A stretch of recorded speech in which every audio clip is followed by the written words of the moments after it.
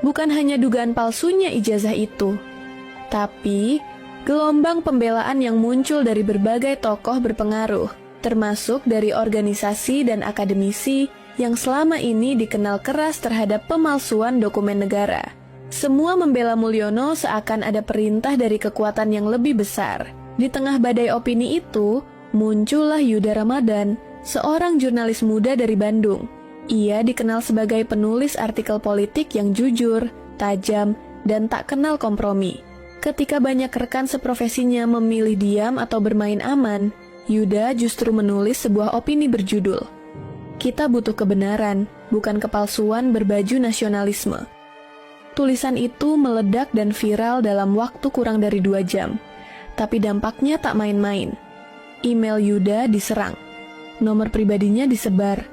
Bahkan, kantornya mendapat surat peringatan dari pihak tak dikenal. Namun Yuda tak bergeming. Ia justru semakin penasaran, kenapa begitu banyak orang penting melindungi Mulyono. Saat ia menyelidiki latar belakang akademik Mulyono, sebuah nama mengejutkan muncul dalam arsip lama Fakultas Hukum tempat Mulyono mengaku kuliah. Dr. Parman Lesmana, mantan dosen yang pernah diskors karena terlibat dalam penyebaran ideologi komunis pasca reformasi.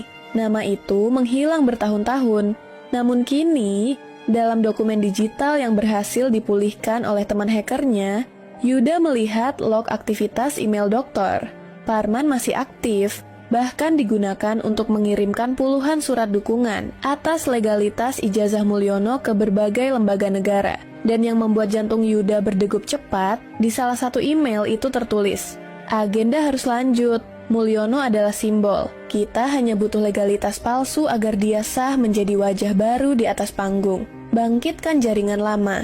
Yuda menggulir layar laptopnya dengan tangan bergetar. Ia tahu, ini bukan lagi tentang ijazah. Ini tentang sejarah kelam yang coba disusupkan kembali lewat sosok populis.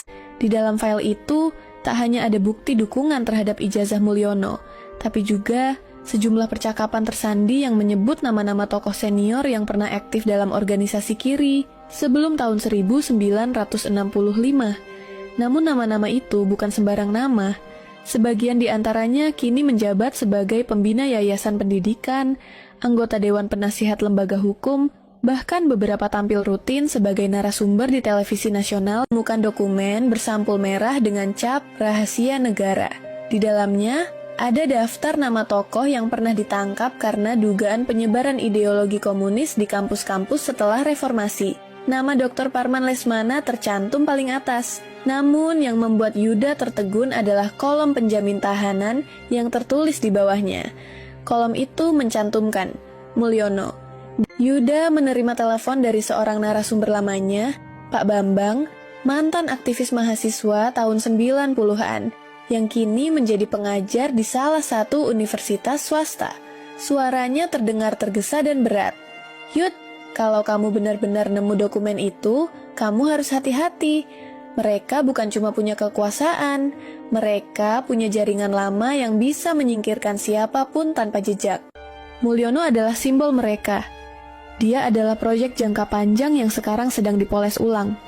Dan kamu baru saja membuka pintu yang selama ini semua orang takut buka."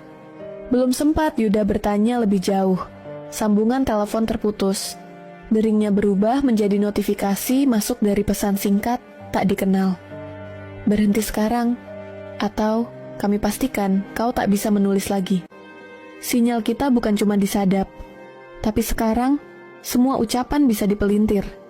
Mereka punya alat, punya ahli, dan punya kuasa berat." Pada tahun 2002, ada sebuah pertemuan rahasia di Solo. Dihadiri beberapa ex-aktivis kiri yang pernah dibui pasca 1965.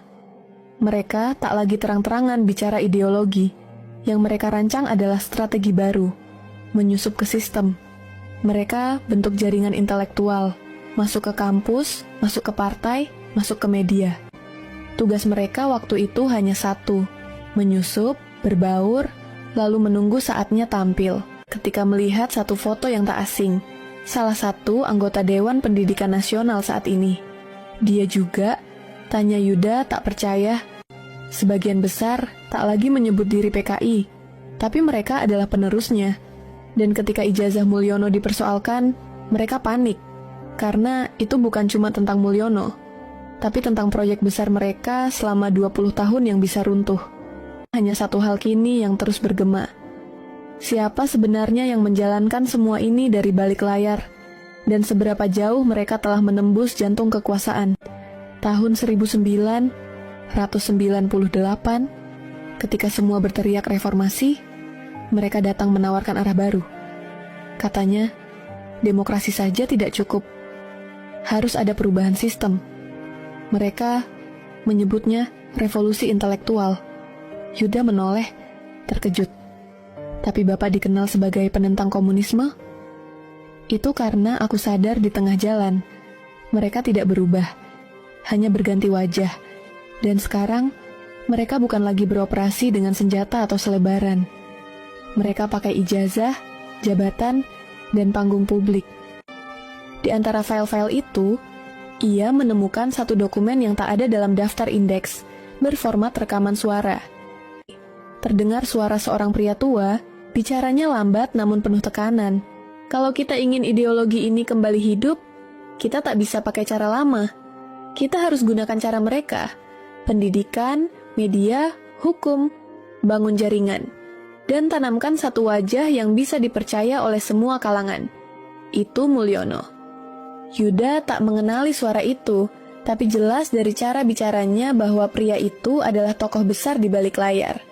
Ia lalu membuka data metafile dan menemukan catatan lokasi. Gedung pertemuan tertutup di Sleman 2011. Di saat yang sama, pesan masuk ke ponselnya. Nomor tak dikenal, hanya satu kalimat. Kau mendekat ke inti. Tapi berhati-hatilah, inti bisa membakar semua yang menyentuhnya. Ini adalah perang ideologi yang disamarkan dalam bahasa hukum, legitimasi, dan ijazah. Wajah Mulyono terus muncul dalam pikirannya. Sosok bersih, tenang, dan selalu mengatasnamakan kepentingan rakyat. Tapi kini, semua retakan di balik wajah itu mulai terlihat. Ia mulai meragukan, apakah rakyat sedang dibohongi atau justru sedang diarahkan menuju sesuatu yang lebih kelam dari sekadar kepalsuan dokumen. Suara diskusi terdengar jelas. Mulyono harus tetap berdiri. Kalau dia jatuh karena soal ijazah, semua skema kita ikut runtuh. Kita akan dianggap bohong selama 2 dekade. Percaya saja, rakyat mudah dikendalikan kalau tokoh panutannya tak terguncang. Dan kalau publik terlalu kritis, tanya seorang pria, kita pecah isu. Alihkan ke konflik agama, ekonomi, atau politik luar negeri. Semua sudah kita siapkan. Ini bukan hanya konspirasi soal ijazah, ini adalah operasi sistematis untuk menjaga eksistensi paham lama yang menyusup lewat wajah baru.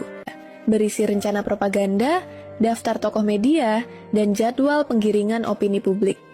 Di halaman pertama, tertulis besar-besar, Proyek Rakyat Terpimpin, tahap ketiga, tahun implementasi 2025, narasi pemersatu bangsa melalui figur tunggal. Dan di bawahnya, sebuah foto hitam putih Mulyono muda dikelilingi 4 tokoh tak dikenal. Salah satunya mengenakan pin berbentuk bintang 5 berwarna merah. Di balik semua propaganda, ternyata ada satu wajah yang mengarahkan semuanya.